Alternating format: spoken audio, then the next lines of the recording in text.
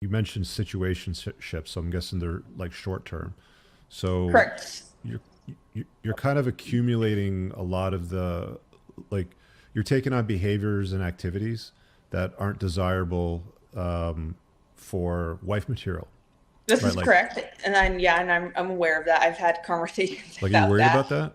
Honestly, it's off to the universe. I believe, like, I know I'm going to guard my energy and not be in situationships like that. Like, because I'm not trying to be dating right now. So why would Mm. I want to, even like sexual interactions with people is an energy drainer. If it's not the right person for you, it's bad Who's on the your. guy that walked into that door behind you earlier? um, he is. We were dating, and then now we're friends, and Oh, okay. So he's a good friends with friends. benefits.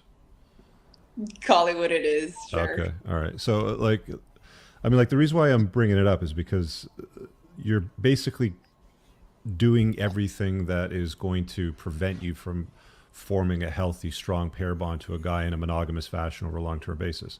You're behaving promiscuous, you're traveling around a lot, you're in situationships. Hmm. You demand monogamy, but you're moving from guy to guy to guy, which Well, is not well, monogamy. here's the thing. Right You know what now, monogamy is in the animal kingdom, right?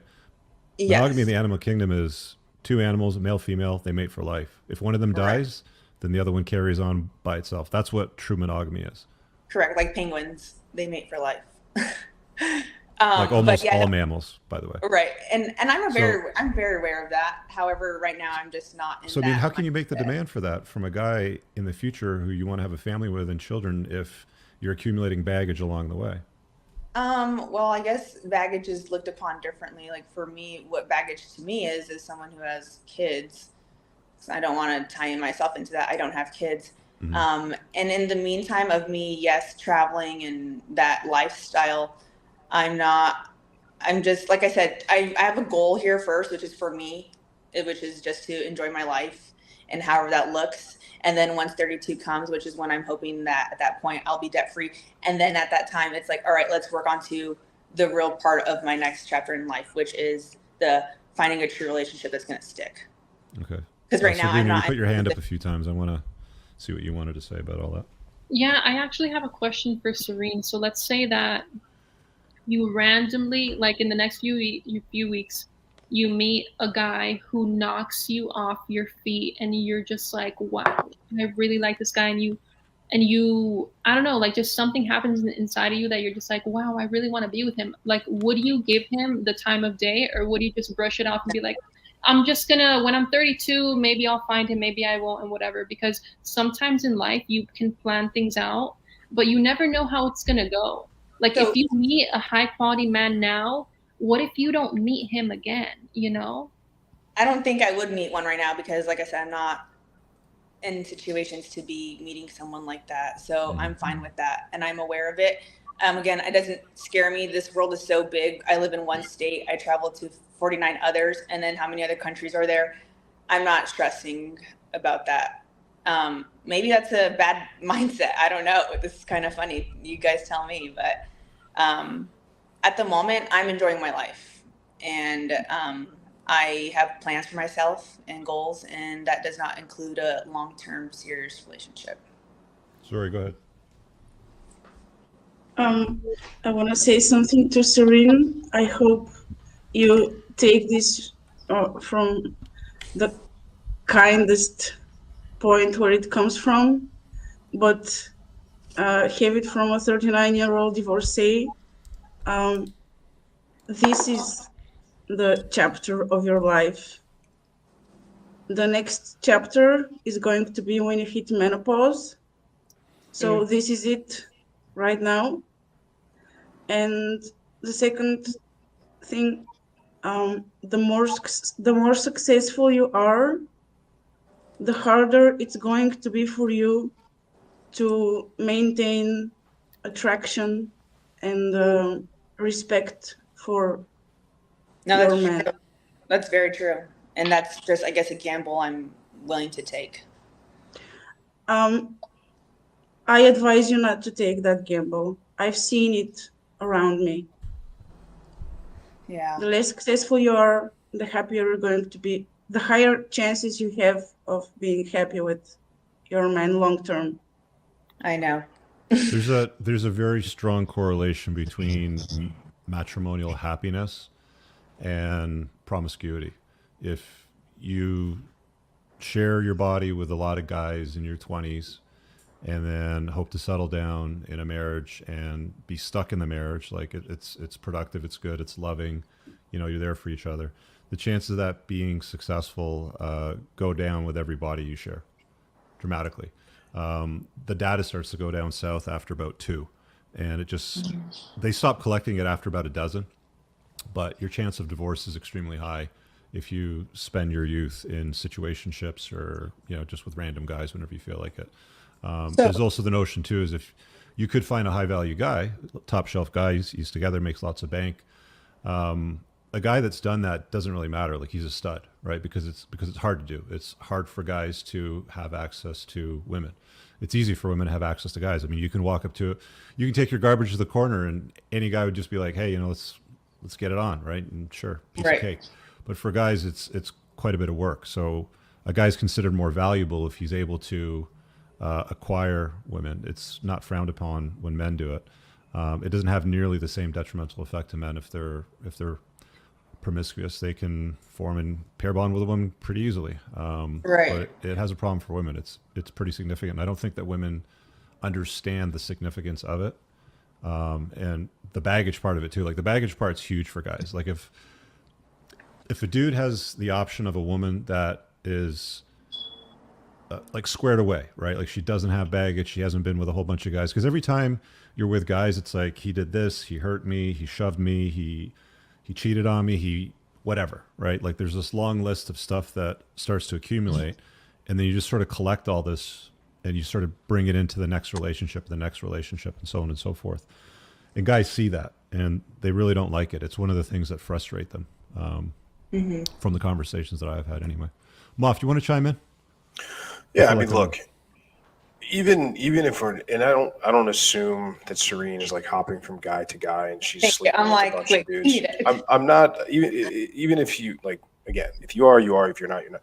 But I think the thing that, what I find interesting is that, like, I don't know how much debt you have. I don't know how much money you make. I mean, debt is one of those things that most people never get out from ever.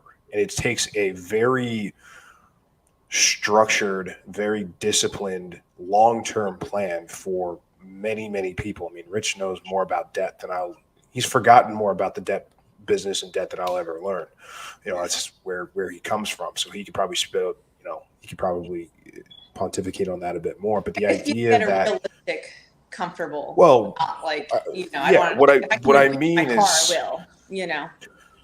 what I mean is that it's interesting that you seem to be very dialed in and very intentional about getting, like, the debt paid off, and then everything else will sort of come second. And that's a huge, huge thing. That's not like hey, I'm going to lose 5 pounds and then I'm going to go start looking for a guy. Like, getting out of debt, I mean, especially if you're,